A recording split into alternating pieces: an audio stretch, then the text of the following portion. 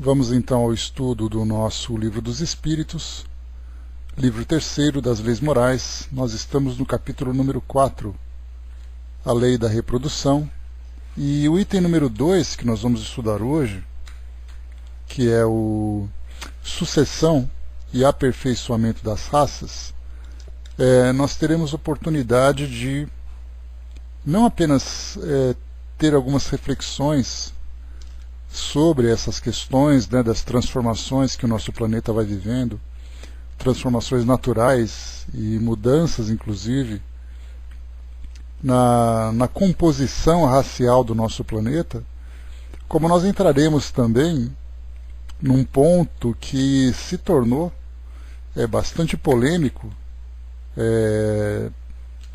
por aqueles, né, provocados principalmente por aqueles que não conhecem a doutrina espírita, envolvendo inclusive questões jurídicas nessa questão. Então nós vamos primeiro fazer aqui o nosso estudo do Livro dos Espíritos, né, seguindo aqui as questões que Kardec vai apresentando, e depois a gente dá uma passadinha nesse ponto, só a título de estudo, de curiosidade, né, porque é sempre bom nós termos um entendimento daquilo que Kardec apresentou, exatamente para que nós possamos defender o pensamento espírita quando tivermos debates desse tipo, né, quando nos depararmos com debates desse tipo.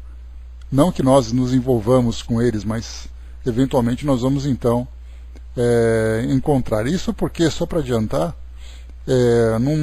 num artigo publicado na Revista Espírita de 1862, precisamente no mês de abril, Kardec publicou um artigo chamado Frenologia Espiritualista e Espírita, Perfectibilidade da Raça Negra, né? Então isso gerou muita polêmica junto àqueles que são opositores da doutrina espírita, né? Então nós vamos falar um pouquinho sobre isso depois. E também, né, lembrando que esse vai ser um artigo até um pouco longo, 12 páginas mais ou menos, e que nós vamos estudar oportunamente, né, quando estivermos aqui estudando o Livro dos Espíritos. André lembrou, né, que o 18 de abril, hoje completa 162 anos do lançamento do Livro dos Espíritos, né, lembrando que 18 de abril ele é uma data oficial chamada de o Dia do Espírita, exatamente por causa do lançamento do Livro dos Espíritos. Então, oficialmente, né, hoje, o Dia do Espírita, e a gente lembra, né, que nesse dia, muito mais do que celebrações, valem reflexões sobre os ensinamentos, né, sobre a nossa participação como trabalhadores do meio espírita, da doutrina espírita, né, e a forma como nós utilizamos o conhecimento para o nosso equilíbrio, para o nosso desenvolvimento. Então, muito bem, vamos lá. Nós estamos aqui, então, questão 688, nós vamos complementando também, né, com algumas passagens aqui do Livro dos Espíritos comentado por Miramês, para nos ajudar aqui nas ilustrações e também esclarecimentos sobre esses temas. Na primeira questão, há neste momento raças humanas que diminuem evidentemente. Chegará um momento em que terão desaparecido da Terra? Quando se fala sobre essas raças que estão desaparecendo, né, então nós temos, por exemplo, grupos, comunidades aqui no nosso planeta que estão claramente diminuindo, né? É o caso, por exemplo, dos indígenas, não apenas no Brasil, mas na América Latina. Nós tínhamos, por exemplo, no passado, os incas, os maias, os astecas, né, que eram grandes comunidades indígenas que habitavam aqui a América do Sul, América Central e América do Norte. Hoje nós encontramos descendentes dessas raças, mas elas acabaram então desaparecendo. Inclusive, né, nós temos ali pesquisas arqueológicas que tentam entender exatamente quais foram as causas desse desaparecimento, né? Porque hoje nós encontramos, por exemplo, ruínas, como é o caso de Teotihuacan, que tem lá no México, Machu Picchu, que tem aqui no Peru, né, e outras ruínas que foram encontradas, né, então ali viviam certamente grandes civilizações e elas foram naturalmente desaparecendo. E sendo, na verdade, não desaparecendo, mas elas foram se transformando, e hoje nós encontramos claramente, principalmente nos povos indígenas, nos povos andinos, da América Central e também lá da América do Norte, em especial no México, aqueles países que trazem traços muito característicos de indígenas. Então isso mostra que, embora a descendência permaneça, a forma como essas raças foram vivendo, né, conforme os indígenas foram vivendo, se modificou. Então nós temos na Bolívia, basta nós pegarmos, por exemplo, no Google e pesquisarmos fotos sobre peruanos, sobre bolivianos, venezuelanos, mexicanos, e nós veremos ali claramente os traços indígenas, só que vivendo de uma forma completamente diferente. Aqui no Brasil também nós tivemos uma redução significativa da população indígena da época em que os portugueses chegaram aqui, lá no final do século XIV, né? Começo do século XV, começo do século XVI, e hoje nós temos grupos muito reduzidos, restritos em reservas espalhadas pelo nosso país, reservas pequenas, né? Mas diferente do que acontecia naquele período anterior, onde nós tínhamos, né, muitas comunidades, uma diversidade muito grande dessas tribos.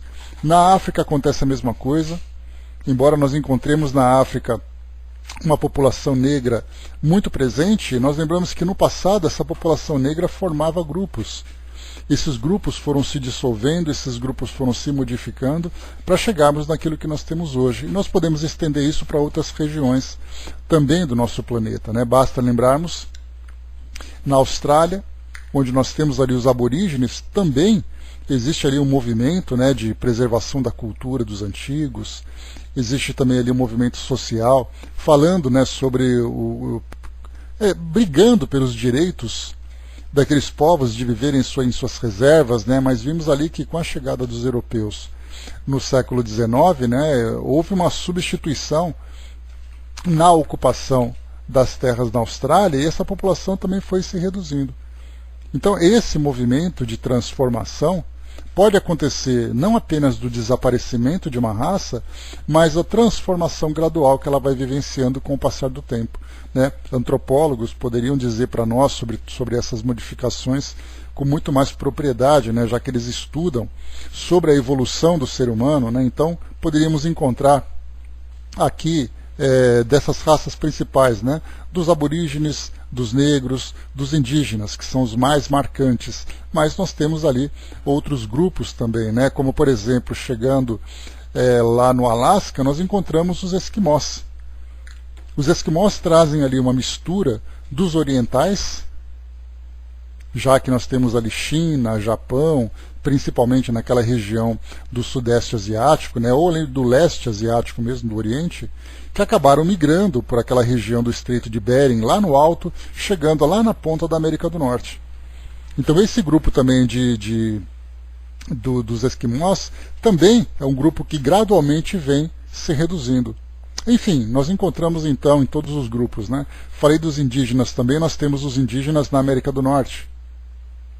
Quando nós falamos nos Estados Unidos, muitos inclusive são os filmes que contam a trajetória daquele grupo, né, que inicialmente povoavam toda aquela parte do continente norte-americano, e depois com a ocupação dos europeus e também de outros povos que começaram a chegar, foram então não apenas combatendo aquele grupo, né, onde nós tínhamos ali as perseguições dos indígenas, todas aquelas histórias do Velho Oeste, do Forte Apache, né, que vai mostrando então o combate a esses povos. E depois, com o passar do tempo, eles também acabaram ficando cada vez mais restritos e uma redução significativa também naquela população. Bom dia, Andréia. Então, quando Kardec pergunta aos espíritos, né, ele falava sobre aquele grupo, o conhecimento que ele tinha naquele período, né, onde ele vivia, onde ele estudava. Hoje nós temos muito mais informações sobre isso e podemos ter uma visão muito mais ampla. E nós percebemos notoriamente essa transformação.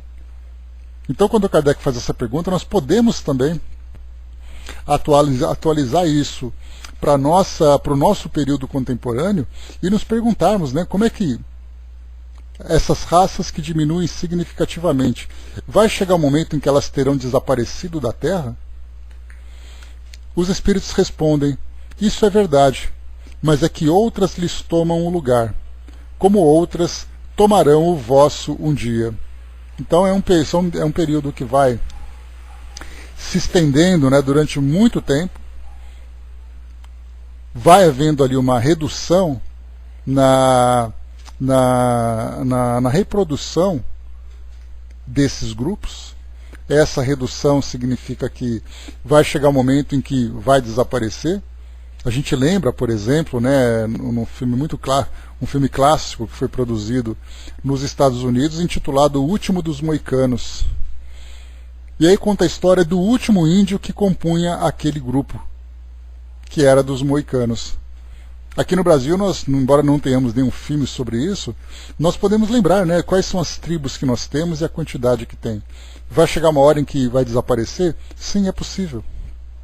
Mas não é o desaparecimento da raça que vai eliminar a evolução dos espíritos, porque quando nós falamos sobre raças, quando nós falamos sobre seres encarnados, é importante sempre a gente lembrar que nós falamos de espíritos. Então os espíritos vão migrando naturalmente. Lembrando, por exemplo, que um espírito que reencarna num grupo que tem ali uma limitação, que apresenta uma limitação para que esse espírito possa evoluir em termos intelectuais, em termos morais, numa próxima encarnação, esse espírito então reencarna num outro grupo. E naquele grupo que se mantém, muitas vezes, com um comportamento ainda primitivo, ali serve para que outros espíritos que estão nesse processo inicial de desenvolvimento possam reencarnar. Então, outro filme interessante, chamado Austrália, que é um romance de aventura, né, que tem uma história ali, mostra um pouco desse grupo de indígenas, de aborígenes, durante aquele período da Segunda Guerra Mundial. E ali vai mostrando, né, um modo como eles vivem, né, um modo muito tribal ainda, um modo muito isolado das grandes cidades, né, daquilo que é chamado de civilização. Mas também vai reduzindo. E a pergunta é, durante quanto tempo eles vão conseguir resistir a essas mudanças que o mundo vai apresentando? E no momento em que eles deixam de existir, o que exatamente se perde ou se ganha em termos de civilização, em termos de humanidade, quando nós vemos esse fenômeno acontecer? Então por isso é colocado para nós, sim, vai chegar um momento em que eles vão desaparecer, mas é que outras vão tomar o lugar, como outras tomarão o vosso um dia, porque hoje nós acreditamos ser o máximo de evolução que a humanidade pode alcançar. Nós achamos que o aperfeiçoamento moral, o aperfeiçoamento biológico, o aperfeiçoamento intelectual, nós somos o suprassumo de tudo aquilo que a humanidade pode alcançar. Se imaginarmos, por exemplo, daqui a alguns milênios, como será que vai ser aqui a nossa vivência? Nós teremos essa diversidade de raças? A nossa espécie hoje, ela vai alcançar um nível evolutivo maior? Então todas essas questões devem ser compreendidas quando nós olhamos o conjunto, né, em toda a sua extensão, e não apenas esse momento. Nós teremos ali extermínios, nós teremos epidemias, nós teremos um controle de natalidade, também uma mistura muito maior, né, pode acontecer também, como eu falei para vocês aqui sobre os indígenas das Américas. Nós vimos então que esses países que antes no passado eram civilizações, formavam tribos, viraram nações. Mas os traços físicos se mantiveram da mesma forma, o comportamento intelectual acabou evoluindo, porque hoje nós temos mais tecnologia, nós temos um conhecimento maior nas diversas áreas, na política, na economia, no próprio comportamento, né, nas tradições. Muitas tradições também começaram a ficar para trás. Então todas essas modificações mostram que de fato esses grupos que se destacam por serem muito diferentes vai chegar um momento em que eles vão deixar de existir, pela própria força das coisas. Então essa mistura também promove essa transformação. Basta a gente lembrar que quando aqui no Brasil nós tínhamos os indígenas separados nas suas diversas tribos, é que os europeus, né, a educação que nós recebemos, teve uma influência muito forte da visão europeia aqui das Américas. Mas quando eles chegaram aqui, havia muitas tribos, muitas linhagens diferentes.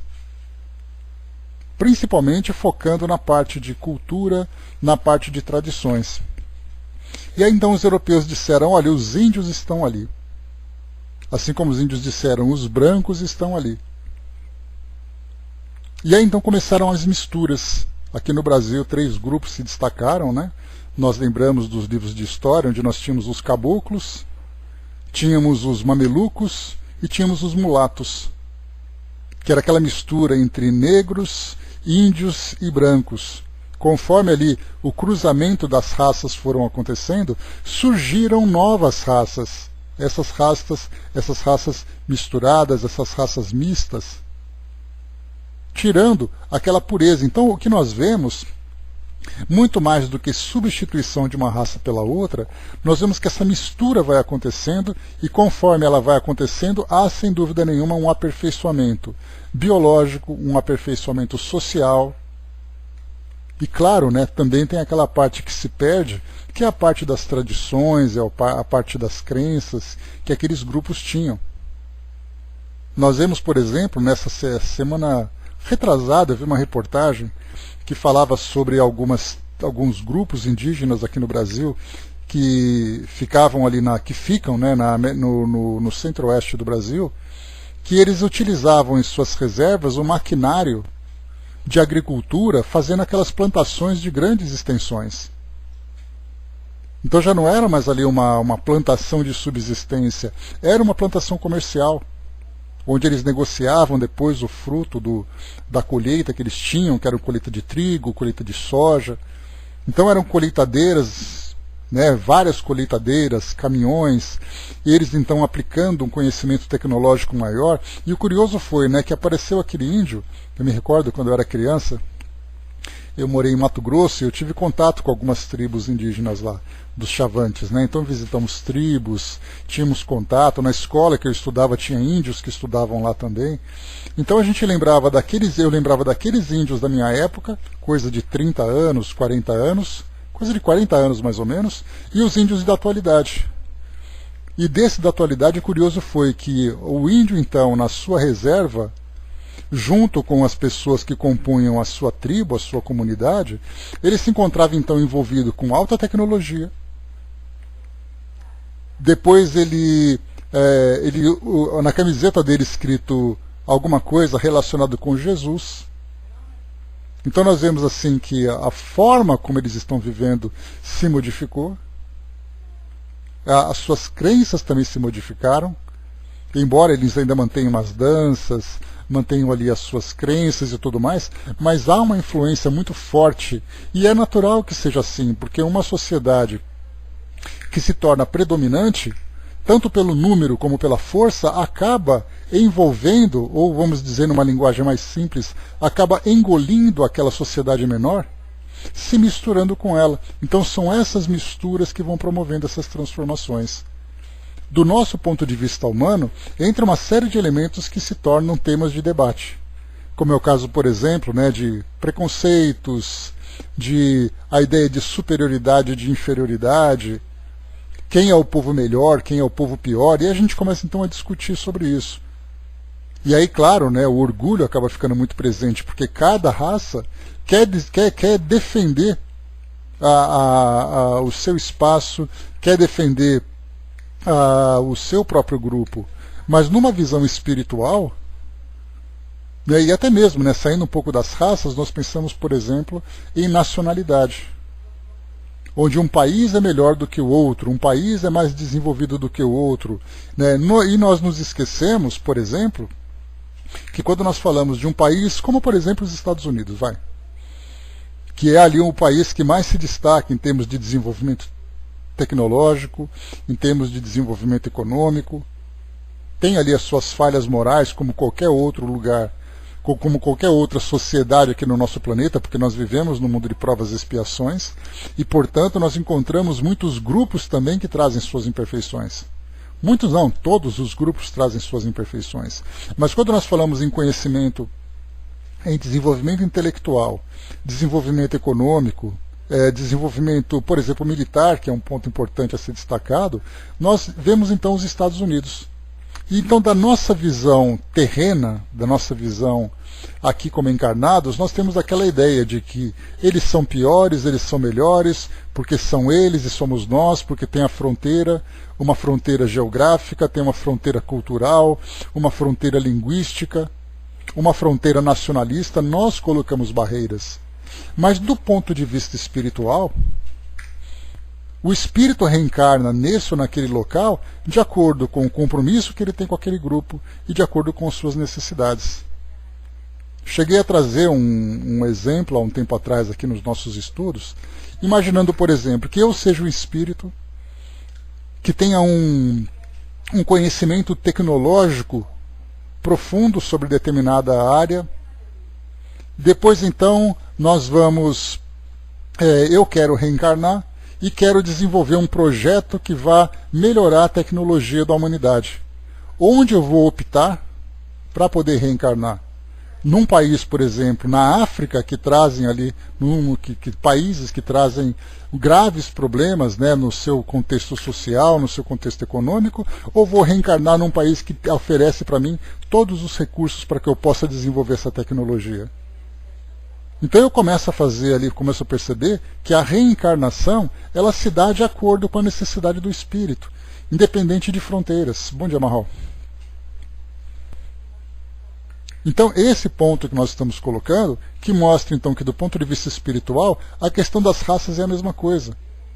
Um espírito então que reencarnou numa tribo indígena, que vive numa reserva no norte do Brasil, por exemplo, na Amazônia. Esse espírito já apresenta condições de ampliar o seu conhecimento e de aprofundar o seu conhecimento. A sua próxima reencarnação vai ser naquele mesmo local ou ele vai buscar um ambiente que ofereça recursos, condições para que ele possa se desenvolver? Então é isso que nós percebemos, que todas essas fronteiras, todas essas barreiras que nós vamos criando, diz muito mais respeito à nossa visão terrena do que da visão espiritual. Já a visão espiritual não tem esse problema. O espírito reencarna onde ele precisa, de acordo com suas condições e de acordo com suas necessidades. E ponto. Então aquele que um dia foi indígena, ele reencarna em outro grupo. Aquele que foi um aborígene, reencarna em outro grupo. Aquele que nasceu na raça negra, vai reencarnar em outro grupo, assim como o outro que reencarnou numa raça anterior, reencarna na raça negra. Tudo dependendo das condições para que o espírito possa se desenvolver. Então nós que trazemos a nossa visão limitadora dessa mistura que existe aqui no nosso mundo. Somos nós que fazemos a separação. Mas espiritualmente isso não tem qualquer tipo de valor. Basta a gente lembrar, né, que os brasileiros, por exemplo, que reencarnaram aqui, nós tínhamos ali uma média de 200 mil índios, ou 1 milhão de índios, vamos dizer assim, no Brasil, quando os portugueses chegaram. Hoje uma redução de 200 mil, reduziu bastante. Mas nós temos uma população hoje de 200 milhões de pessoas. De onde veio essa gente toda? Espíritos, por exemplo, que viveram na Europa, espíritos que viveram em outras regiões, que começaram a reencarnar aqui nesse nosso meio, espíritos que vieram de outros mundos também vieram reencarnar nesse meio. Então a mistura vai acontecendo, independente das barreiras que nós vamos impondo. Então aqui no próximo item, então primeiro é colocado na resposta dos espíritos, né, que sim, é verdade que chegará um momento em que algumas raças vão desaparecer, mas é que outras vão tomar o lugar, como outras tomarão o vosso um dia. Falamos das raças, não pensamos nos espíritos que reencarnam nessas raças, porque isso não faz diferença nenhuma.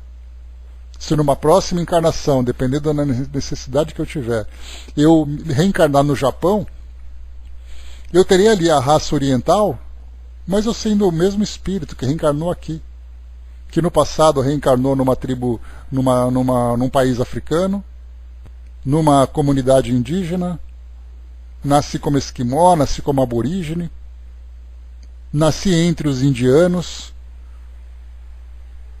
Qual a diferença que existe para o espírito reencarnar nessa ou naquela espécie? Apenas uma questão de oportunidade evolutiva. Algumas sociedades vão limitar as suas ações e outras vão ampliar as suas ações. Na questão 689, vamos em frente. Os homens de hoje são uma nova criação ou os descendentes aperfeiçoados dos seres primitivos? A pergunta de Kardec já bastante ligada àquilo que nós vimos anteriormente. Esses homens que estão reencarnados hoje são novos espíritos que chegaram ou espíritos que descenderam dos seus antepassados? Porque a visão do nosso mundo é assim hoje, né? Nós pegamos a nossa família, por exemplo, e nós lembramos, né, os nossos avós, os nossos bisavós, os nossos trisavós, tataravós, e nós vamos voltando no tempo e encontrando ali fotos dos nossos descendentes. E a gente pensa assim, pois é, esse aqui foi o meu trisavô. E mal sabe aquele que fala que muitas vezes ele foi o próprio trisavô. Ele foi o próprio bisavô.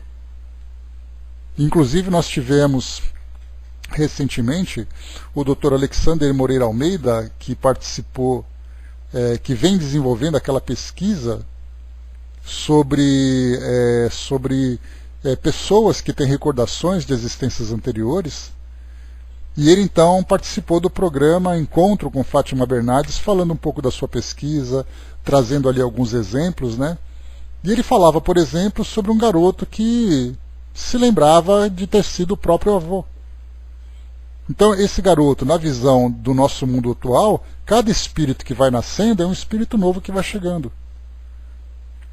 Por mais confusa que seja essa ideia, nós temos, por exemplo, naqueles grupos, principalmente grupos religiosos ou grupos científicos, que não consideram a reencarnação como uma realidade, mas apenas uma crença, apenas um mito, vai entender sempre que quando você renasce, quando você nasce aqui no mundo, você é um indivíduo que acabou de sair da fábrica.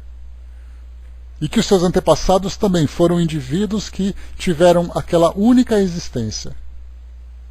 Na visão reencarnacionista, já acontece diferente. Nós estamos nos sucedendo naturalmente conforme as gerações vão passando. Eu tive uma experiência no passado que podia estar ligado à mesma família, ou numa família completamente diferente, que depois estive ligado a um outro antepassado, Então nós estamos reencarnando sucessivamente para promover a nossa evolução. Então, complementando a ideia anterior, independente da visão terrena que nós temos dessas separações, dessas barreiras raciais, espiritualmente nós estamos fazendo parte todos de um mesmo grupo. Onde nós vamos reencarnar, qual é o idioma que nós vamos falar, qual vai ser a condição social, a região a geográfica que nós vamos reencarnar, isso não tem diferença nenhuma. É apenas uma questão de escolas que o espírito, então, de uma escola que o espírito vai reencarnar para a sua necessidade daquele momento. Da mesma forma que nós vamos trocando de escolas conforme nós vamos crescendo biologicamente e intelectualmente também, o espírito também participa do mesmo tipo de processo. Então, pergunta aqui Kardec, os homens de hoje são uma nova criação ou os descendentes aperfeiçoados dos seres primitivos? São os mesmos espíritos que voltaram para se aperfeiçoarem em novos corpos, mas que ainda estão longe da perfeição. Assim, a raça humana atual, que por seu crescimento tende a invadir toda a Terra e substituir as raças que se extinguem, terá também o seu período de decrescimento e extinção. Outras raças mais perfeitas a substituirão, descendendo da raça atual, como os homens civilizados de hoje descendem dos seres brutos e selvagens dos tempos primitivos. Então, para nós é difícil imaginar como vai ser esse aperfeiçoamento da raça humana. Fazendo uma especulação, assim, uma coisa bem fictícia, Imaginemos, por exemplo, que nós tenhamos um contato com seres extraterrestres. E nós comecemos, então, a ter ali um cruzamento biológico com essas espécies. A raça humana tende a desaparecer, porque essa nova mistura que vai surgindo vai fazer com aquela raça, com aquela genética pura, começa a se misturar, começa a se mesclar, até chega um momento em que ela deixa de existir. E somente o orgulho e o preconceito do homem é que vai estabelecer essa barreira. André colocou, mesmo com essa resposta, será que ainda surgem espíritos novos, tendo tantos querendo reencarnar? O que é colocado para nós pelos espíritos, né, André? Nós já estudamos sobre isso no próprio livro dos Espíritos, lá no começo. Deus nunca para de criar. Foi a resposta que os espíritos deram. Então, quer dizer, já a cota de criação já foi suprida. Eles responderam, Deus nunca para de criar. Até porque a ideia que nós temos aqui de seres criados, nós imaginamos que todos eles estão aqui, no nosso planeta. E nós temos aí o universo inteiro para ser povoado. De que modo que acontece essa criação, de onde os espíritos vêm, para onde os espíritos vão, nós não sabemos. E nem os espíritos também sabem responder, porque, como eles colocam, há ainda muita coisa que se encontra restrita ou se encontra encoberta pelos véus, ou pelo véu dos mistérios de Deus. Então a criação continua? Continua. Como isso acontece, por que acontece, onde acontece? Não sabemos. O que nós sabemos é que nós que já estamos criados, já estamos então engajados nesse processo de evolução. E aí então temos o nosso passado, temos o nosso presente, temos o nosso futuro, e aqueles que começam essa jornada evolutiva, partindo, né, daqueles grupos primitivos, a evolução, né, dos animais para o espírito humano, passando pelo aquele intermediário, né, que são os humanoides. Não fazemos ideia como isso acontece, mas como nós vemos, a evolução é contínua. Depois ele coloca para nós aqui em outra questão. 690. Do ponto de vista puramente físico, os corpos da raça atual são uma criação especial ou procedem de corpos primitivos por via de reprodução? Aí já entra naquela questão de mistura que a Mama sugeriu ali. Porque quando fala sobre a raça atual, essa raça foi uma criação nova ou foi uma mistura das raças anteriores? Porque até nessa questão de preconceitos que existe, né, de racismo, né, principalmente contra os negros, então pesquisas já foram feitas dizendo que todos nós carregamos o gene dessa primeira espécie. Já que a África é ali o nosso berço, e todas as civilizações, todos os povos partiram desse berço, então o gene está presente dentro de nós. Então só essa visão científica que nós temos já traz para nós a resposta para essa questão. Os corpos da raça atual são uma criação nova ou foi uma evolução? Basta a gente lembrar que até mesmo a nossa raça atual foi uma evolução dos primatas. Darwin colocava para nós sobre a evolução das espécies. Os estudos de genética também comprovaram que nós temos ali uma composição genética muito semelhante àquelas dos primatas. Então, se nós evoluímos dos primatas como humanidade, por que nós vamos nos preocupar com questões de pequenos grupos diferentes de outros? O Marral colocou, né, ouvimos que o espírito é criado simples e ignorante. O que significa isso? Né? A simplicidade diz respeito à ingenuidade. E a ignorância diz respeito ao conhecimento. Então, se nós imaginarmos aquelas primeiras espécies que começaram a habitar o nosso mundo, quais eram os valores que eles tinham, qual era o conhecimento que eles tinham? Eles viviam puramente pelo instinto. E a razão que se adaptava à necessidade que ele tinha naquele momento da sua sobrevivência. Conforme o tempo foi passando, nós fomos então evoluindo, os nossos valores foram se aperfeiçoando, o nosso intelecto foi se ampliando e hoje nós somos essa espécie. Ou estamos nesse estágio. Futuramente nós teremos ainda novas transformações em que os nossos valores se tornarão cada vez mais perfeitos, o nosso intelecto cada vez mais abrangente, até alcançarmos a perfeição relativa às criaturas. Lembrando que nós falamos sobre perfeição, perfeição relativa e perfeição absoluta. A perfeição absoluta existe, é Deus. A perfeição relativa às criaturas somos nós que vamos alcançando a condição de pureza. Então basta a gente lembrar que quando nós voltamos no tempo, estudando um pouco, né, sobre as sociedades mais primitivas que já habitaram aqui o nosso planeta, como foi o caso, por exemplo, né, dos homens da pré-história, analisando ali todos os resquícios que eles deixaram para nós, analisando todos os sinais do modo como eles viviam, dá para a gente ter uma ideia do que eles tinham em termos de valores, em termos de conhecimento. Marrou colocou uma planta, um gato, tem espírito, né? Planta tem um princípio vital, porque é aquilo que a mantém viva, né? Já que ela se desenvolve. Mas não tem nada que demonstre algum tipo de consciência. Quando nós falamos do gato, ele tem ali o que é chamado de princípio inteligente ou espírito animal. Kardec usava essa expressão. Que é aquele princípio, né, aquela estrutura, vamos dizer assim, que apresenta aquela condição de simplicidade, aquela condição de primitivo. E nós estudamos sobre isso, né, quando abordamos o capítulo sobre os 3 reinos.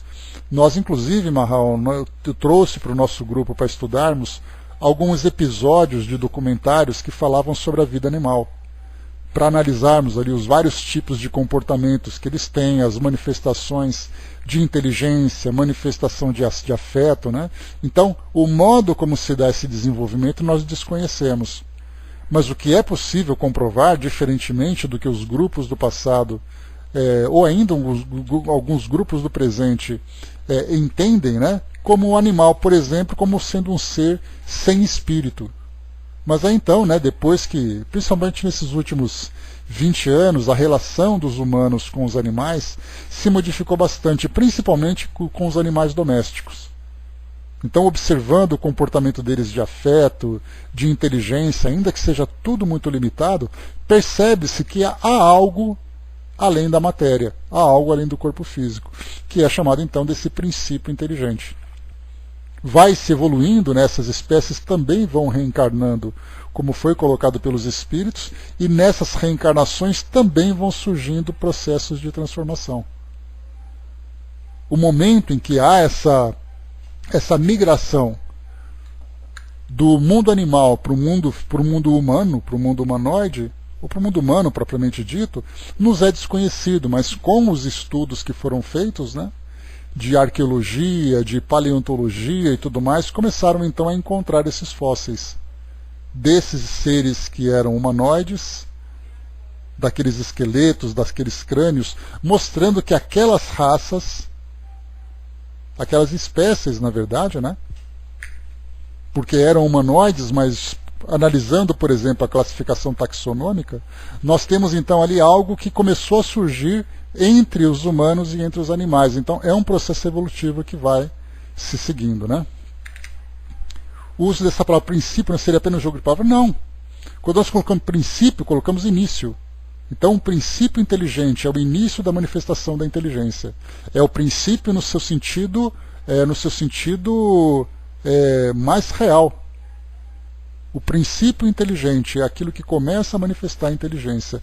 Então os animais, por exemplo, começam a mostrar esse comportamento diferenciado. Então vamos lá, vamos em frente. Próxima questão. Deixa eu ver aqui. Não, inteligência é um atributo do espírito, né? Você precisa do espírito para manifestar a inteligência. A inteligência não existe como elemento, ele é um resultado do processo que o espírito desenvolve. Então a pergunta foi colocada para nós, né? Deixa eu ver aqui. Tá, então eu li para vocês aqui sobre essa substituição. Questão 690. Tá. Do ponto de vista, então, puramente físico, os corpos da raça atual são uma criação especial ou procedem dos corpos primitivos por via de reprodução? Quando nós falamos em reprodução, nós falamos então em mistura genética. E diz aqui para nós a resposta: a origem das raças se perde na noite dos tempos. Mas como todos pertencem à grande família humana, qualquer que seja o tronco primitivo de cada uma, puderam mesclar-se e reproduzir novos tipos. Então isso acontece, inclusive, dentro da própria espécie animal. Nós vemos ali seres novos que vão sendo gerados, seres híbridos, uma mistura de raças, misturas de espécies que vão trazendo uma raça nova. O mais próximo que nós podemos ver são os próprios cães. Eles vão então se misturando, vão reproduzindo, e nós temos aquele que é chamado de piquinês, aquele que é chamado de vira-lata, aquele que é chamado desse ou daquele nome. Me recordo de uma cadela que nós tivemos, que ela era uma mistura de pastor alemão com labrador. Ou seja, houve uma mistura. E nessa mescla, então, surgiram esses novos tipos. Se nós voltarmos no passado, lembramos que havia duas espécies que eram predominantes. A raça humana, como nós conhecemos hoje, e aquela dos homens de Neandertal, que era uma espécie diferente. Segundo os estudos genéticos, eram raças primas.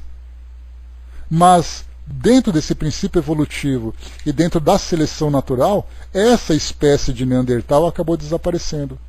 E a raça humana foi aquela que prevaleceu. E conforme os espíritos dizem para nós, a raça humana foi aquela escolhida por Deus para habitar o espírito humano, para habitar o ser inteligente. E agora, então, aqui dentro, nós vamos então trazendo características diferentes de acordo com o ambiente onde nós estamos vivendo. Então existe ali um fator biológico, existe um fator físico, geográfico, que traz todas essas diferenças em termos de tamanho, em termos de cor de pele, em termos de características físicas. Então nós podemos dizer assim, a raça humana e essas pequenas sub-raças que vão surgindo de acordo com essas localizações. Isso em termos de biologia, não em termos espirituais. Por isso, então, a origem das raças se perde na noite dos tempos. Como todos pertencem à grande família humana, qualquer que seja o tronco primitivo de cada uma, puderam mesclar-se e produzir novos tipos. Então o tronco é o mesmo, as espécies então foram surgindo de acordo com essas misturas. 691. Qual é, do ponto de vista físico, o caráter distintivo e dominante das raças primitivas? Ou seja, o que mostra essa diferença entre as espécies e o que faz com que uma seja dominante sobre a outra? A resposta é bastante simples: o desenvolvimento da força bruta. Então, quanto mais primitivo é o nosso mundo, maior é a predominância da força, da brutalidade. Conforme a nossa sociedade vai evoluindo e vai se transformando, o intelecto se desenvolve, fazendo com que os valores, a inteligência, comece a predominar sobre a força. Primeiro, o mais básico que os espíritos colocam para nós, eles dizem assim: atualmente dá-se o contrário. O homem faz mais pela inteligência do que pela força física. E, no entanto, faz 100 vezes mais, porque colocou a seu serviço as forças da natureza, o que não fazem os animais. Então, inicialmente, a força bruta. Ainda temos essa manifestação muito clara. Basta vermos, por exemplo, sobre as nossas leis se transformando e se adaptando a essas situações, como é o caso, por exemplo, do infanticídio, onde acontece a violência contra uma criança, e nós vemos claramente que é uma violência do mais forte contra o mais fraco.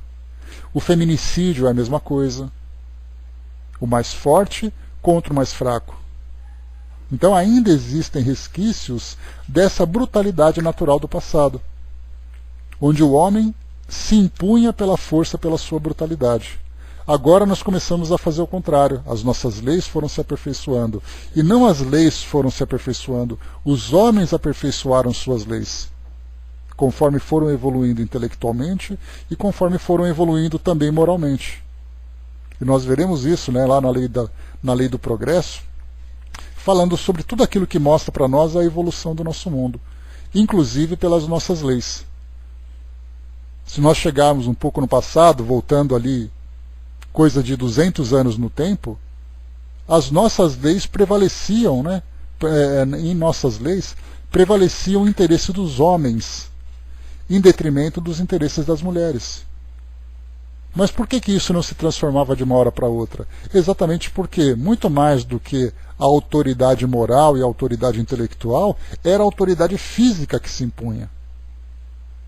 E essa genética masculina, muito mais forte que a genética feminina, prevaleceu durante muito tempo. Hoje as nossas leis começam então a tirar mais a influência da força física e prevalecendo agora a parte intelectual e moral. Mas, como eu disse para vocês, ainda nós encontramos esses resquícios da violência física. E acontece não apenas com crianças e com mulheres, mas nós encontramos a violência contra idosos, contra aqueles grupos minoritários, ou seja, é a questão da fragilidade de determinados grupos, de determinados indivíduos que sofrem essa imposição da força.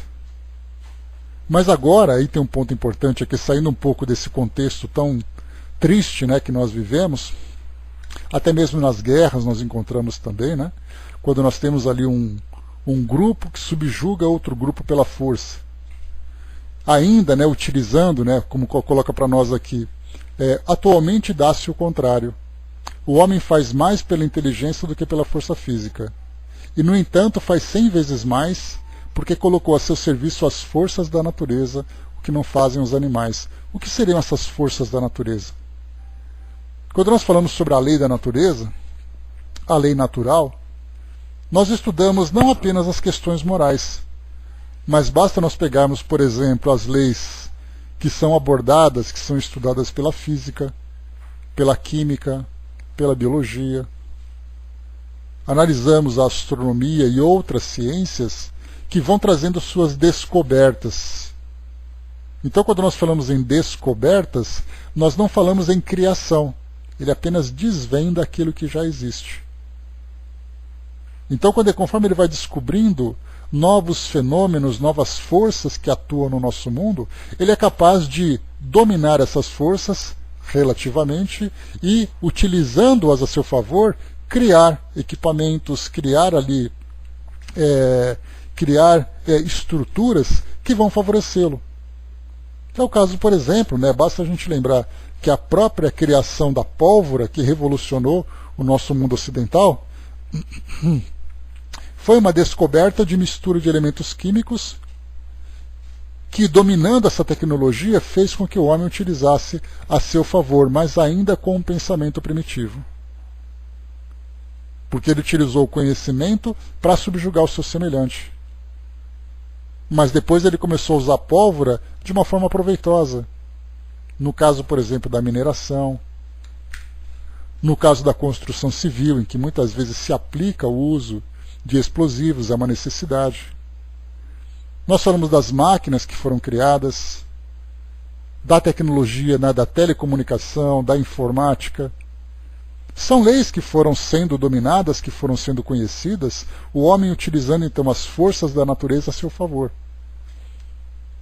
Então nós temos ainda aquela mistura, né? Como foi o caso, por exemplo, da própria descoberta da energia nuclear. Década de 1930, Projeto Manhattan, né, para quem lembra um pouquinho de história, lembra ali que era aquele grupo de cientistas que começaram a desenvolver ali a bomba atômica, Einstein estudando também sobre a energia nuclear, de repente bombas atômicas. Destruição, medo, mas depois essa energia nuclear se transformou então em produção de energia elétrica. Essa mesma energia nuclear se transformou em recursos da medicina. Então, ou seja, faz uma descoberta, como o nosso instinto ainda é muito forte, muito predominante, principalmente na busca de um domínio aqui do mundo físico de um sobre o outro, nós utilizamos esse conhecimento ainda para os nossos interesses egoístas. Mas conforme a nossa sociedade vai evoluindo, nós percebemos então que, saindo um pouco desse domínio físico, esses mesmos recursos que foram descobertos serão aplicados exclusivamente em nosso benefício, para o nosso desenvolvimento moral, para o nosso desenvolvimento social. Me lembrei aqui também, dos irmãos Wright, me lembrei aqui de Santos Dumont. Santos Dumont, inclusive, entrou num processo profundo de depressão, cometeu o suicídio quando ele percebeu que a máquina que ele tinha inventado tinha se transformado numa máquina de guerra. Que para ele era uma grande invenção que poderia transformar a humanidade. Mas, infelizmente, o homem acabou pegando essa descoberta e utilizando para o seu benefício pessoal, destruindo o seu semelhante. Mas nós ainda temos esses mesmos aviões que no passado se transformaram em máquinas de guerra, hoje fazem parte, é uma necessidade que nós temos de transporte aqui no nosso planeta. Então nós vamos percebendo que conforme o homem desenvolve a sua inteligência e vai dominando, vai conhecendo essas forças da natureza, ele utiliza de acordo com os seus valores, de acordo com os seus interesses. A mãe me colocou o que acontece quando há uma reencarnação para a profissão de médicos, A medicina, mãe? É difícil a gente trazer um ponto claro e objetivo sobre isso, mas a gente pode especular um pouquinho. Nós temos essa liberdade, quando nós estudamos, de trazer ali algumas suposições. Então, o trabalho da medicina, ele é um trabalho humanitário, assim como também a própria educação. Então, podemos colocar que, essencialmente, professores e médicos vieram para ajudar o semelhante.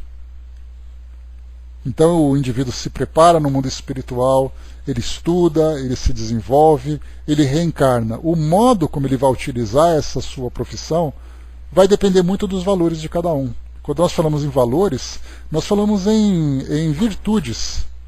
Então, por exemplo, é aquele médico que respeita o semelhante ou o professor, Essencialmente, mas nós temos várias outras profissões que também têm esse mesmo princípio, mas essencialmente, nós temos ali também os próprios, os religiosos também. Aí nós colocamos o desenvolvimento espiritual, o desenvolvimento intelectual e o desenvolvimento físico. Mas todas as demais profissões também têm ali a sua função dentro da sociedade.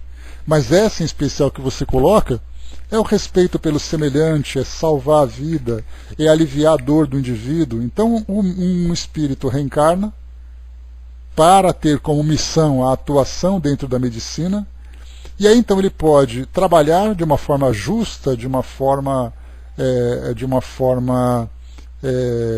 fraterna, para atuar junto com os seus semelhantes, ou ele pode utilizar a profissão para enriquecer, para satisfazer o seu orgulho e as suas vaidades, como acontece em qualquer outra área. Então, quanto mais humanitária, nós podemos dizer assim, é uma profissão, maior é a responsabilidade moral que o indivíduo tem. Mas, mais uma vez, independente do que você faça, eu nasci para ser um comerciante. A minha atuação dentro do comércio serve para suprir a necessidade do outro.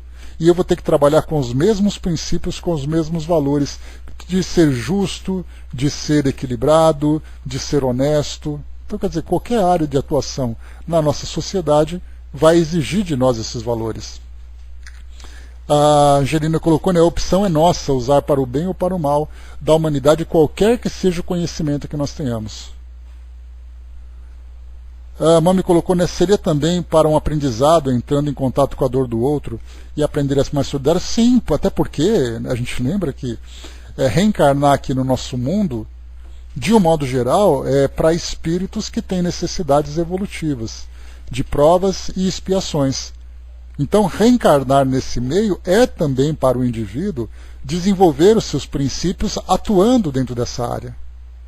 Percebendo, como você colocou, a dor do outro, o sofrimento do outro, as necessidades do outro.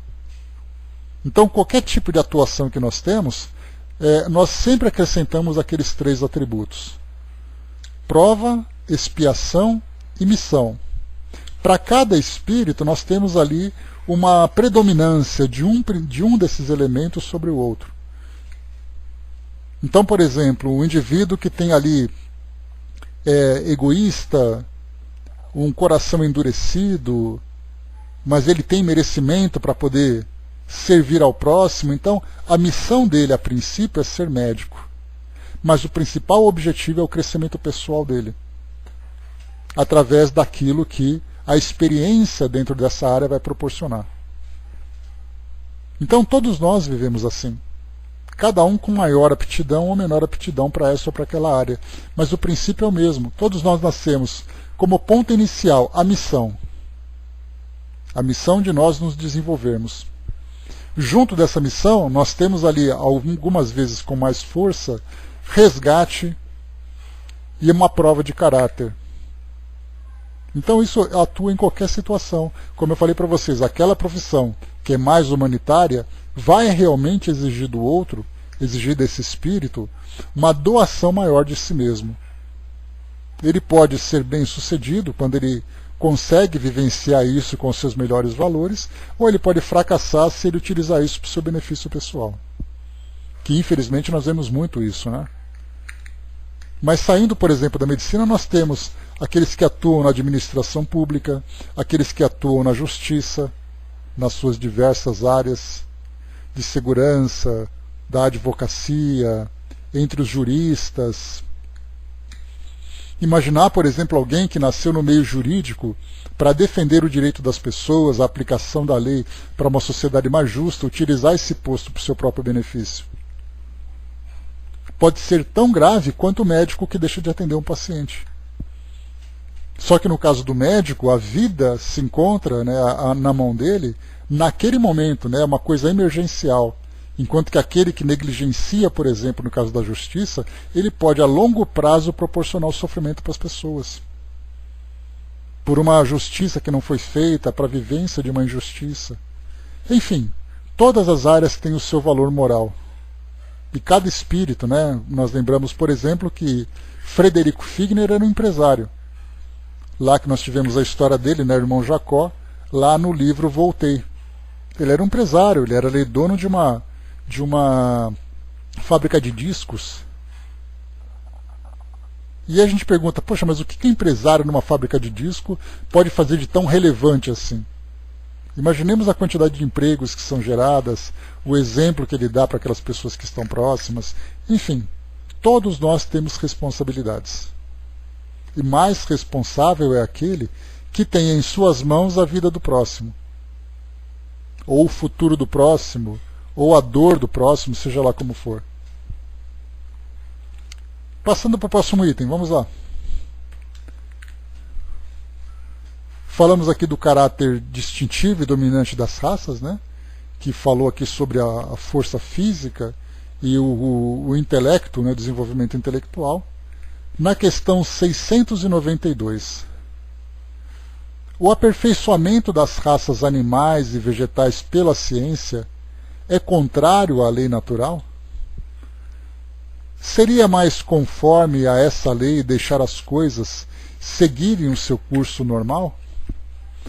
Quando Kardec fez essa pergunta na sua época, nós lembramos, por exemplo, né, de Mendel, que era aquele geneticista, aquele padre geneticista, que fazia pesquisas sobre o estudo genético e aperfeiçoamento. Então Kardec, obviamente, que era um homem ali sempre muito atualizado com o que acontecia na sua época, ele observava todas essas questões de aperfeiçoamento.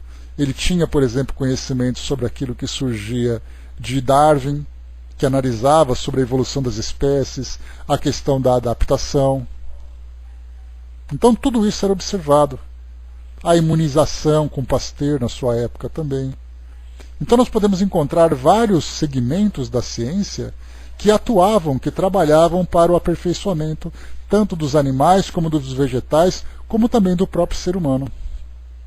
Então quando o Kardec via essa ideia, né, que atualmente nós chegamos a acompanhar isso de um modo muito mais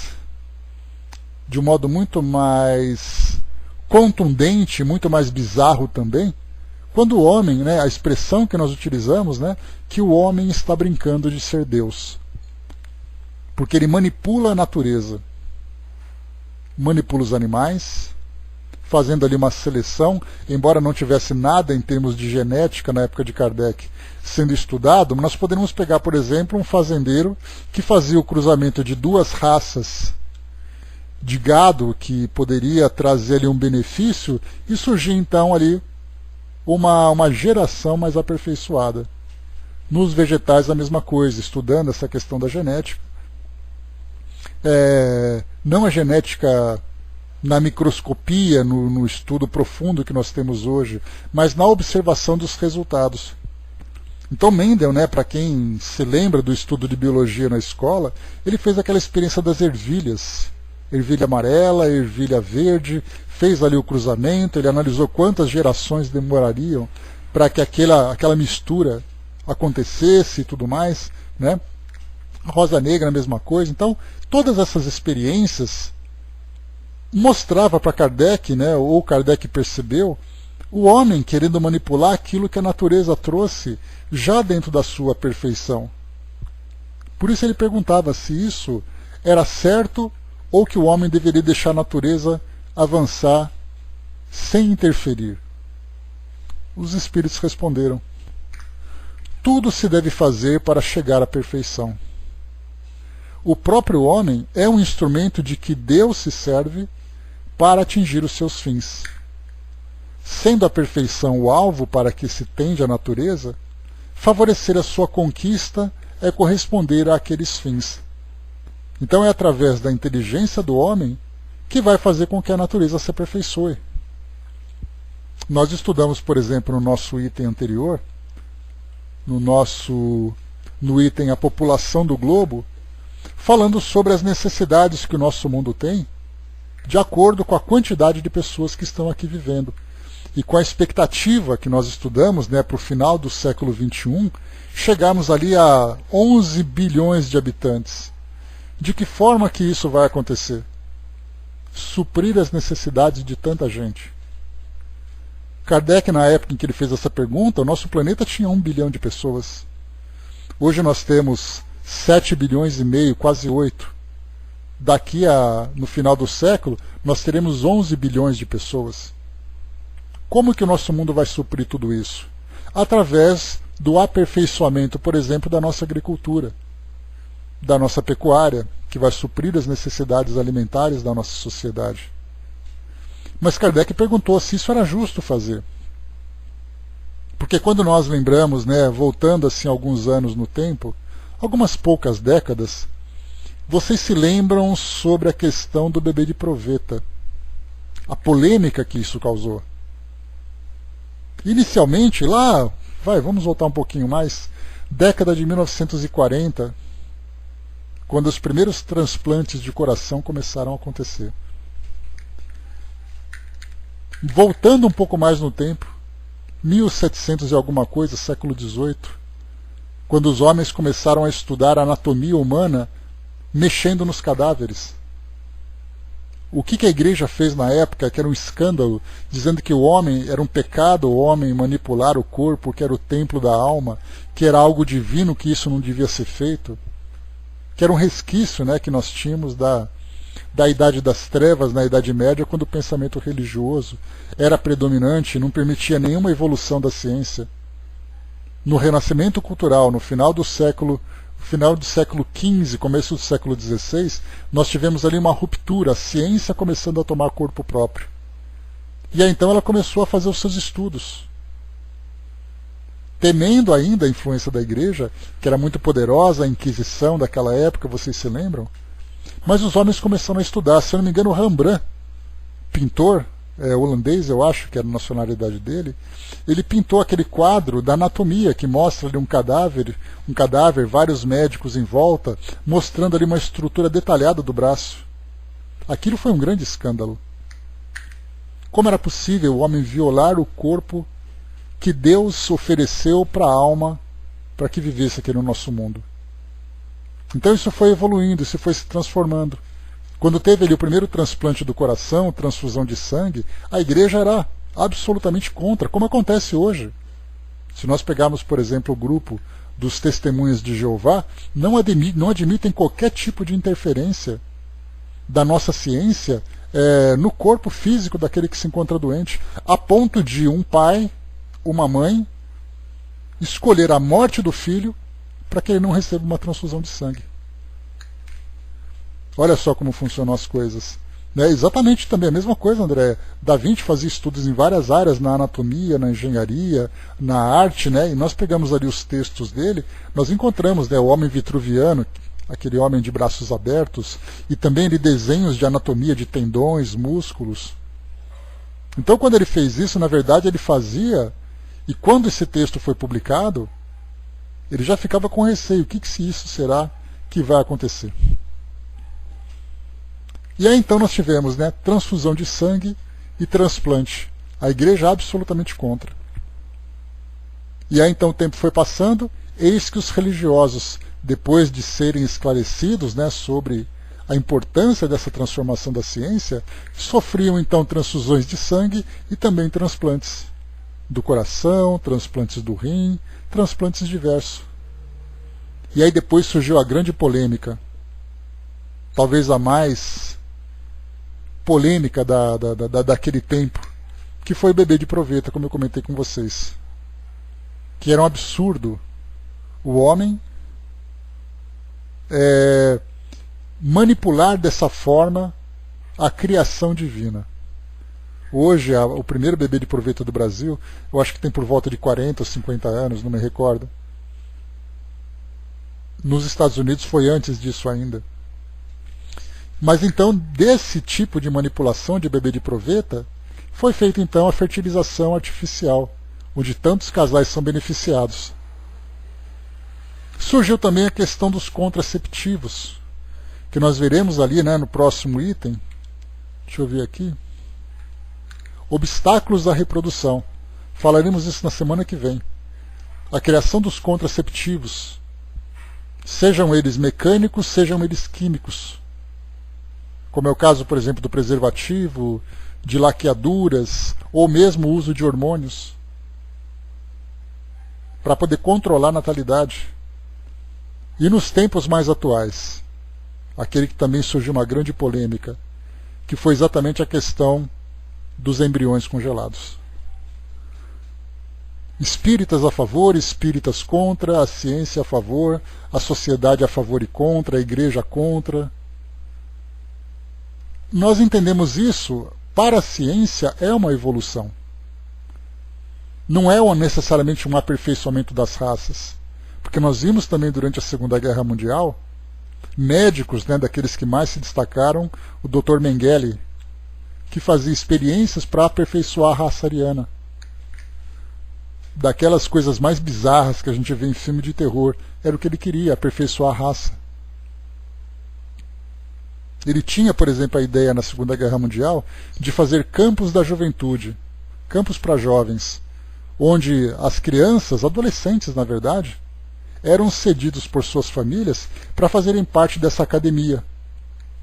E aí então a relação sexual com esses jovens era algo natural, porque eles queriam que uma jovem puramente alemã, puramente ariana, tivesse e fosse engravidada por outro jovem puramente ariano. E aí então nasceria uma criança absolutamente pura que seria o futuro daquela raça. E aí então, quando nós falamos sobre os erros e os acertos, nós entramos agora nessa última questão da 692A, quando Kardec fala sobre essa questão do aperfeiçoamento das raças e fala das leis naturais. E olha a pergunta que ele coloca. E a gente vê como Kardec, embora ele falasse sobre algo que dissesse respeito à sua realidade, como isso se encaixa nos eventos atuais que nós estamos vivendo. Então ele coloca a questão 692. Mas o homem é geralmente movido nos seus esforços para o melhoramento das raças apenas por interesse pessoal, que não tem outro objetivo senão o aumento de seu bem-estar. Isso não diminui o seu mérito? Quando nós falamos aqui na lei do trabalho, falamos sobre a necessidade do trabalho, lá no capítulo número 3. E eu trouxe para vocês uma ideia, uma linha de raciocínio, que dizia assim, que através do trabalho nós vamos então aperfeiçoando o nosso mundo. Nós vamos promovendo transformações, Transformações físicas, transformações sociais, transformações econômicas através do trabalho. Mas o homem trabalha porque ele pensa na melhoria, na transformação da humanidade, ou ele trabalha para o seu próprio benefício? Na esmagadora maioria das vezes, o homem trabalha em busca do seu próprio interesse. Ele quer trabalhar dias e dias, trabalha dias e noites, horas e mais horas, para poder ele receber o seu dinheiro, para poder pagar suas contas, para fazer suas viagens, para poder acumular sua riqueza. Porque a ideia que nós temos hoje, principalmente na sociedade capitalista, é quanto mais dinheiro você tem, mais feliz você é.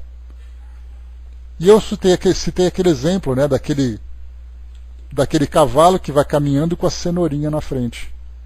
Então ele caminha, na verdade, porque ele não está preocupado em fazer o caminho, a jornada que ele precisa fazer. Ele está atrás da cenoura porque ele quer comer a cenoura. Então, tanto nessa parte econômica, quando se fala sobre a necessidade do trabalho, como também nessa questão da aplicação da ciência, nós temos uma situação muito semelhante. Então eram homens que queriam ver como as coisas seriam.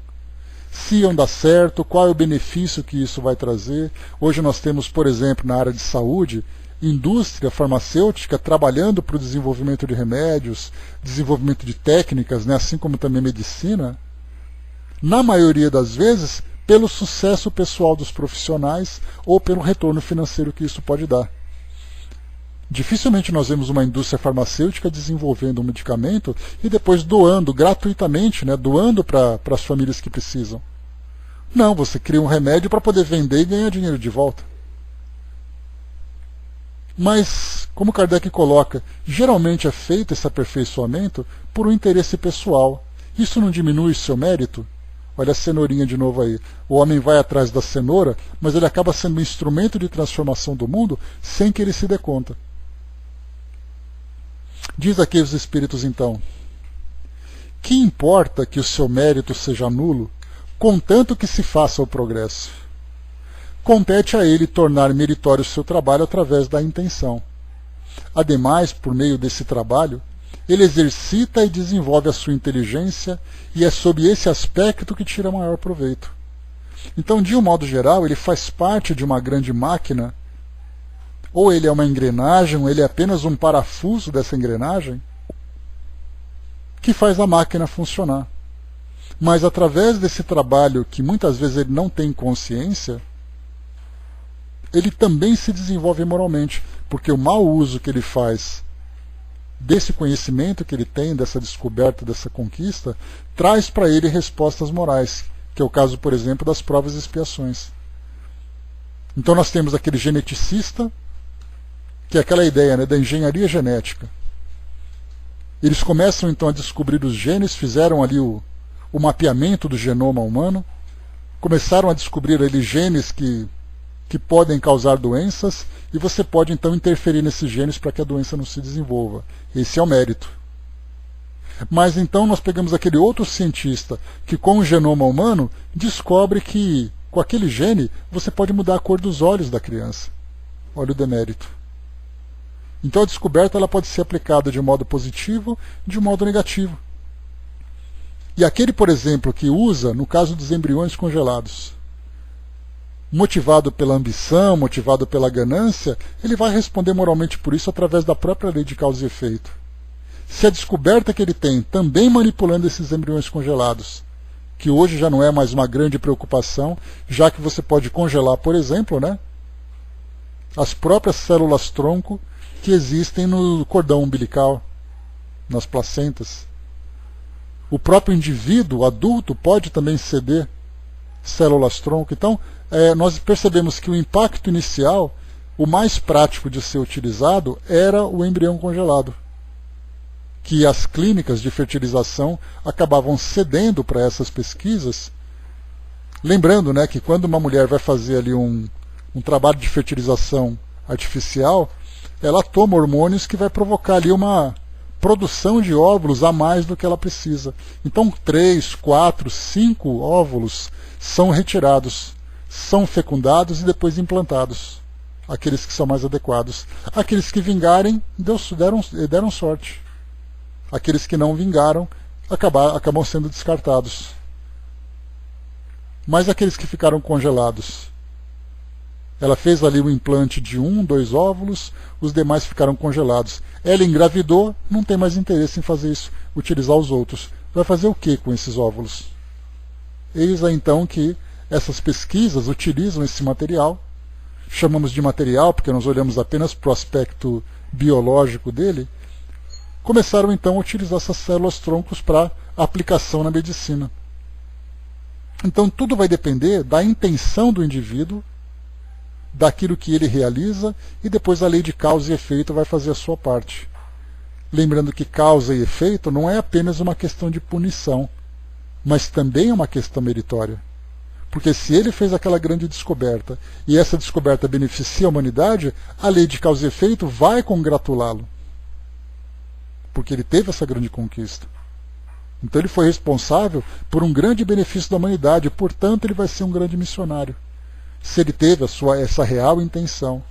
Enfim, tudo aquilo então que é colocado para nós, mesmo que o homem faça sem ter consciência, ele contribui para o progresso da humanidade. Se a contribuição dele trouxe um resultado imediato negativo, ele vai responder por isso. Se trouxe um resultado benéfico, ele vai receber por isso também. Então, meus amigos, sucessão e aperfeiçoamento das raças. Esse foi aqui o nosso tema de hoje. Questões assim interessantes, né, que envolvem para nós um pouco de antropologia, um pouco de ciência, um pouco de medicina, de genética, tudo isso mostrando para nós esses caminhos que a humanidade vai seguindo, evoluindo não apenas as raças, ou nós podemos colocar como sub-raças, já que a humanidade por si só já é uma raça, como também o aperfeiçoamento do nosso próprio mundo. Né? Então, muito legal esse tema que foi colocado para nós aqui. Né? Espero que esses comentários, né, que eu fiz para vocês tenham ajudado um pouco, né, na ilustração dessas questões. Né? Certamente nós teríamos informações muito mais profundas, muito mais técnicas, né, para poder ilustrar isso para nós, mas acho que já dá para ter uma ideia quando a gente começa a olhar, mesmo de modo superficial, para essa questão, para a gente ver como é importante a gente observar essas transformações que o nosso mundo vai vivendo. Então nós estudamos aqui a lei de reprodução, temos ainda obstáculos à reprodução, casamento e celibato, já entramos numa questão moral, e depois a poligamia e a poliandria, que também são duas questões morais que nós vamos estudar